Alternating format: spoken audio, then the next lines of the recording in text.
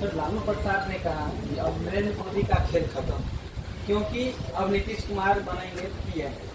क्या सही में नीतीश कुमार इतने लोकप्रिय हो गए हैं पूरे देश में?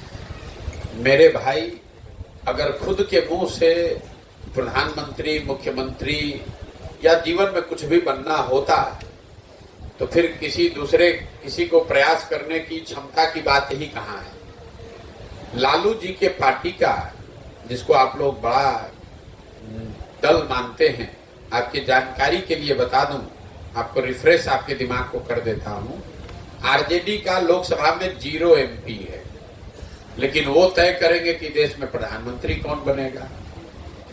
नीतीश बाबू के 42 विधायक हैं, मुख्यमंत्री बनने के लिए कभी लालटेन पर लटकते हैं, कभी कमल के फूल पर बैठते हैं, वो देश के प्रधानमंत्री बनेंगे।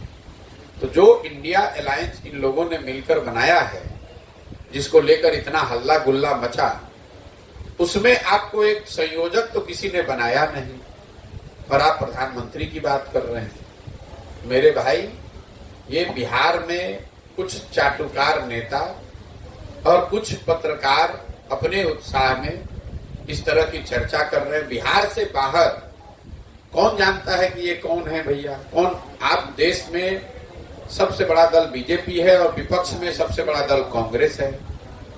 तो अगर कोई विपक्ष का चेहरा होगा तो कांग्रेस से होना चाहिए।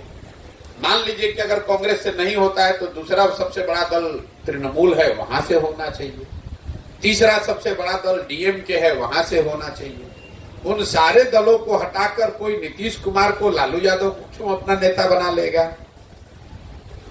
राजनीतिक क्षमता आप में है नहीं। और अगर प्रशासन के हिसाब से देखें तो देश का सबसे गरीब और पिछड़ा राज्य बिहार है। 32 वर्ष से लालू और नीतीश ने जिस राज्य को सबसे गरीब और पिछड़ा बना के रखा है, पूरे देश के लोग कहेंगे कि आइए और महाराष्ट्र, गुजरात, तमिलनाडु को भी आकर बिहार की तरह पिछड़ा और गरीब बना दीजिए। तो ये तो आपकी समझ और जो इस तरह का दावा करते हैं उनके समझ को दिखाता है।